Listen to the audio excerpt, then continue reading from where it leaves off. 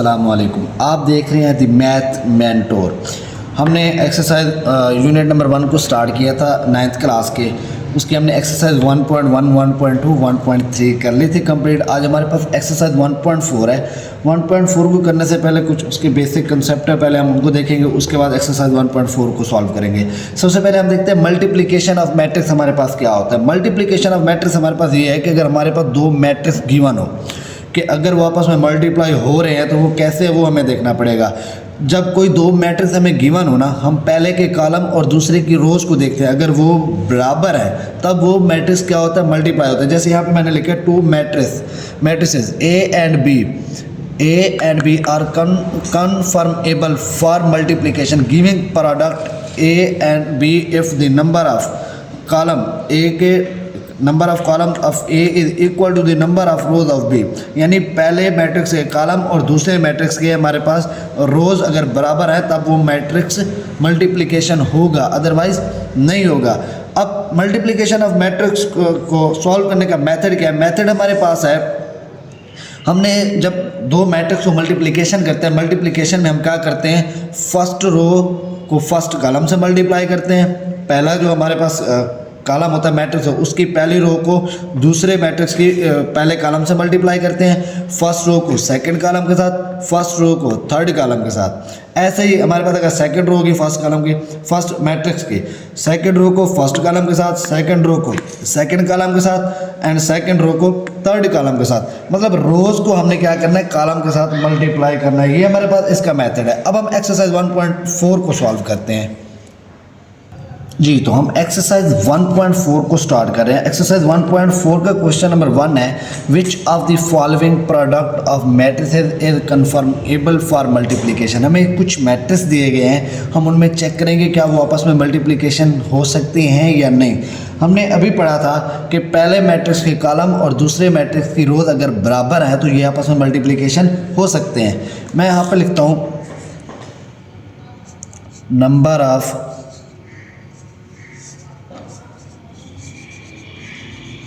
Column A matrix है is equal to number of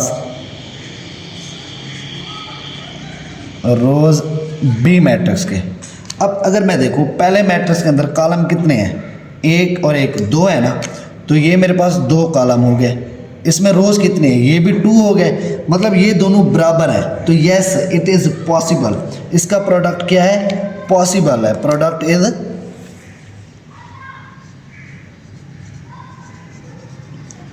is possible.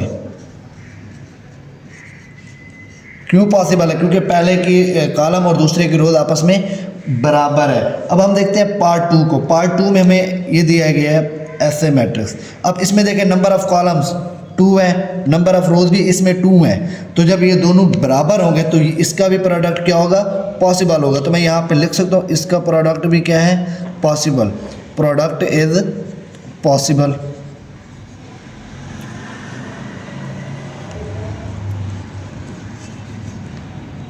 अच्छा, अब हम थर्ड मैट्रिक्स की बात करते हैं। थर्ड मैट्रिक्स में देखें, इसमें कॉलम 1 है और रोज कितनी है, रोज इसमें कितनी है, कॉलम यहाँ पे 1 है, रोज कितने हैं मेरे पास, 2 हैं। तो क्या इसका ये प्रोडक्ट पॉसिबल होगा, नहीं होगा। क्यों, इसमें कॉलम पहले के हमने कॉलम देखने और दूसरे के हमने क्या देखनी थी, रोज देखनी थी। तो इस तरह इसका प्रोडक्ट जो है पॉसिबल नहीं है। तो यहाँ पे मैं लिख सकता हूँ प्रोडक्ट इज नॉट पॉसिबल।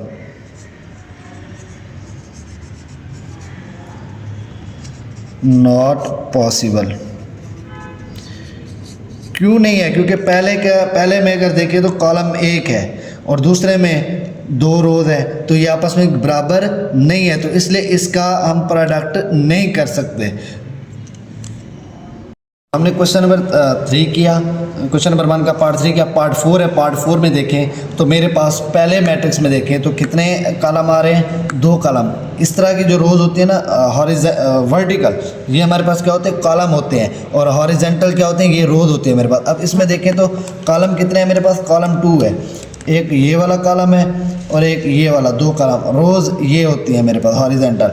अब इसमें देखो तो 2 कॉलम है और 2 रोज है, आपस में बराबर है ना, तो इसका भी प्रोडक्ट क्या है, पॉसिबल है। Product is possible. सिर्फ हमने इतना बताना था कि इसमें ये आपस में मल्टीप्लाई होते हैं या नहीं होते। अगर हम क्वेश्चन नंबर 5 की बात करें, 5 में देखें पार्ट 5 में, तो पहले में 3 कॉलम है, 1 2 3, 3 कॉलम है। रोज़ देखें 1 2 3, रोज़ कितनी है? 3 है। तो पहले के 3 आ रहे हैं कॉलम और दूसरे मैट्रिक्स के जो रोज़ हैं वो भी 3 आ रहे हैं, तो मतलब ये आपस में बराबर आ रहे हैं। तो इसका भी प्रोडक्ट क्या है हमारे पास? पॉसिबल है। Product is possible. तो इस तरह हमारा 1.4 का क्वेश्चन नंबर 1 कंप्लीट हो गया। अब हम पार्ट क्वेश्चन नंबर 2 करेंगे। क्वेश्चन नंबर 2 में हम मल्टीप्लिकेशन सीखेंगे कि कैसे करते हैं। जी, हमने क्वेश्चन नंबर 1 सॉल्व किया। अब हमारे पास क्वेश्चन नंबर 2 है। क्वेश्चन नंबर 2 में हमने देखना है इफ़ ए मैट्रिक्स दिया गया, बी भी दिया गया, फाइंड करना है ए बी बी ए, क्या ये पॉसिबल है या नहीं है। सबसे पहले मैं ए बी को उठाता हूँ, ए बी। अब मैं यहाँ पे क्या करूँगा, ए बी वाले मैट्रिक्स लिखूँगा। ए क्या है मेरे पास? ए है मेरे पास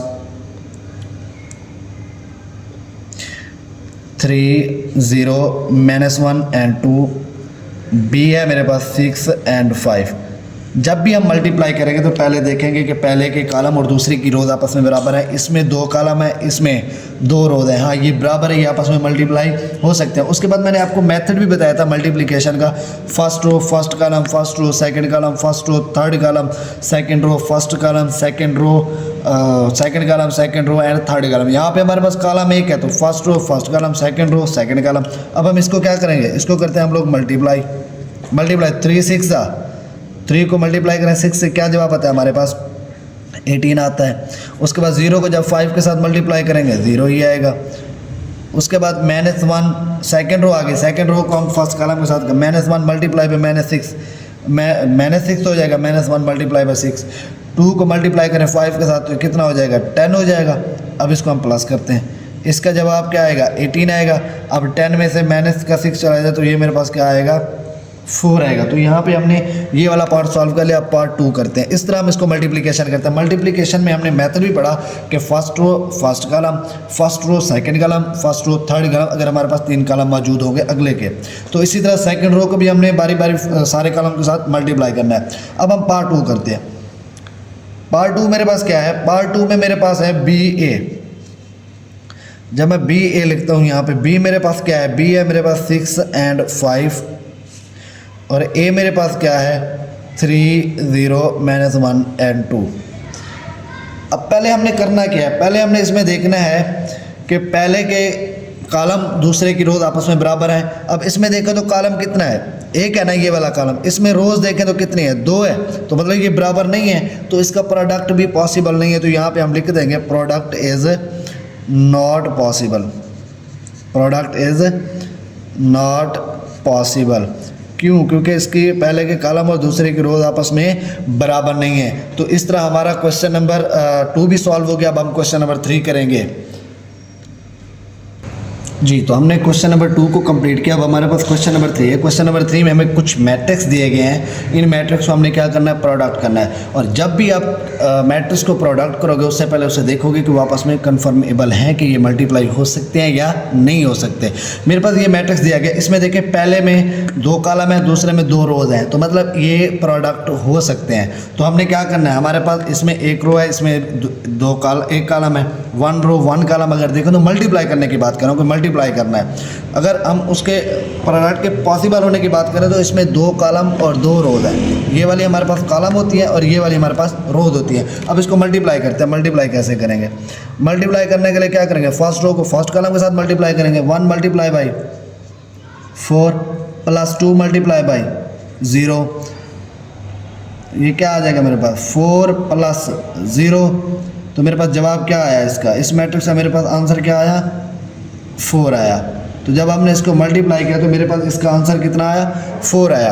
अब सेकंड मैट्रिक्स पे चलते हैं। सेकंड मैट्रिक्स में अगर आप देखें तो इसमें भी ऐसे ही दिया गया, यही वाला मैट्रिक्स है, आपस में मल्टीप्लाई हो सकता है, ये पॉसिबल है। तो मैं क्या करता हूँ? इसको मल्टीप्लिकेशन करता हूँ। 1 multiply by 5 plus 2 multiply by -4। जब हम इसको सॉल्व करते हैं ये क्या हो जाएगा मेरे पास? 5 -8 हो जाएगा, प्लस माइनस माइनस हो जाता है। तो ये वाला मैट्रिक्स मेरे पास कितना आया? -3 आया। क्योंकि प्लस के 5 में से माइनस का 8 चला जाए तो मेरे पास क्या आता है? 3 आता है। तो इस तरह हमारा पार्ट 2 भी सॉल्व हो गया। अब हम पार्ट 3 करेंगे। पार्ट 3 भी इसी तरह ही है, ये भी आपस में मल्टीप्लिकेशन हो सकता है। क्यों? इसमें 2 कॉलम और इसमें 2 रोज हैं, ये दोनों आपस में बराबर है। तो जब इसको मैं मल्टीप्लाई करूँगा, -3 multiply by 4 plus 0 multiply by 0। हमने पढ़ा था ना मेथड में कि पहले के रो को दूसरे के कॉलम के साथ मल्टीप्लाई करना। तो यहाँ पे एक रो और एक कॉलम था तो मैंने मल्टीप्लाई किया। अब -3 को मल्टीप्लाई करो तो -4 का -12, 0 जिसके साथ में मल्टीप्लाई होता है 0 आता है। तो यहाँ पे इसका जवाब कितना आया? -12 होया। तो हमने क्या किया, इन सब को मल्टीप्लिकेशन भी की। हमारा ये पार्ट 3 के 1 2 3 पार्ट थे। पार्ट 4 भी उसी तरह जैसे 2 3 और 1 था। अब इसमें भी देखें तो 2 कॉलम्स हैं, इसमें भी देखें तो 2 रोज है। हॉरिजेंटल रोज होती है और वर्टिकल कॉलम्स होते हैं। हमने पहले के कॉलम देखने थे, दूसरे के क्या देखने थे? रोज देखने थे, वो बराबर है। अब हम इसको क्या कर सकते हैं? मल्टीप्लाई कर सकते हैं। तो 6 को 4 के साथ मल्टीप्लाई करो तो 24 हो जाता है। 0 को जब 0 से मल्टीप्लाई करूँगा तो ये 0 हो जाएगा। तो इसका आंसर मेरे पास क्या आया? 24 आया ना। तो मैंने क्या किया, फर्स्ट रो को फर्स्ट कॉलम के साथ मल्टीप्लाई करके उसका जवाब निकालता है। 6 को 4 के साथ मल्टीप्लाई करो 24 आता है, फिर 0 को 0 से मल्टीप्लाई करो तो वो तो 0 ही आएगा। तो इस तरह मेरा जवाब क्या आ गया? 24 आ गया। अब मेरे पास लास्ट पार्ट है क्वेश्चन नंबर 3 का। तो इसमें देखें तो 2 कॉलम्स हैं। अगर इसमें देखें एक और एक, ये 2 कॉलम, इसमें देखें तो ये मेरे पास 2 रोज है। तो मतलब पहले के कॉलम और दूसरे के रोज आपस में बराबर हैं, तो मैं मल्टीप्लाई कर सकता हूँ। अब मेथड क्या है मल्टीप्लिकेशन करने का?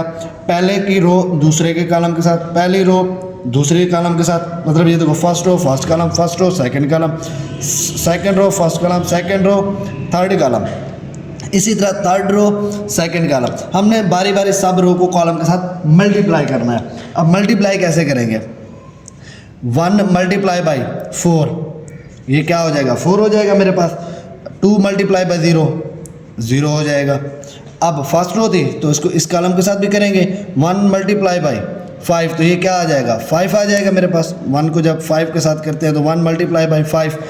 2 को जब -4 के साथ करेंगे तो ये क्या आ जाएगा? -8 आ जाएगा मेरे पास। ये क्या आ जाएगा मेरे पास? -8 आ जाएगा। अब सेकंड रो को फर्स्ट हमारी कंप्लीट हो गई। अब सेकंड रो को उठाओ, फर्स्ट कॉलम के साथ करो। -3 को 4 के साथ करेंगे तो -12 हो जाएगा। 0 को जब 0 के साथ करेंगे तो +0 हो जाएगा। इसी तरह सेकंड रो को सेकंड कॉलम के साथ -3 मल्टीप्लाई बाई 5, -15, 0 मल्टीप्लाई बाई -4, तो ये क्या हो जाएगा? 0 ही हो जाएगा हमारे पास। अब थर्ड रो को उठाना है, बारी बारी इन कॉलम के साथ मल्टीप्लाई करना है। 6 को 4 के साथ मल्टीप्लाई करो तो कितना आता है? 24 आता है। -1 मल्टीप्लाई बाई 0, ये 0 हो जाएगा। अब थर्ड रो को सेकंड कॉलम के साथ 6 को जब 5 से मल्टीप्लाई करते हैं तो मेरे पास क्या आता है? 30 आंसर आता है। -1 मल्टीप्लाई बाई -4, तो ये मेरे पास प्लस का 4 हो जाता है। इस तरह हमने मल्टीप्लिकेशन क्या कर ली? कंप्लीट करके अब इसको सॉल्व करता है। 4 + 0 4। अब माइनस का 8 है, प्लस का 5 है, तो माइनस का 3 आ जाएगा, माइनस का 12 आ जाएगा, माइनस का 15 आ जाएगा, यहाँ पे 24, इधर ये क्या आ जाएगा? 34 होगा जब प्लस करते हैं। तो यहाँ पे हमारा लास्ट पार्ट भी क्या हो गया? हमारा सॉल्व हो गया। हमने किया क्या? रोज को कॉलम के साथ मल्टीप्लाई करते गए। तो यहाँ पे हमारा क्वेश्चन नंबर 3 भी कंप्लीट हो गया।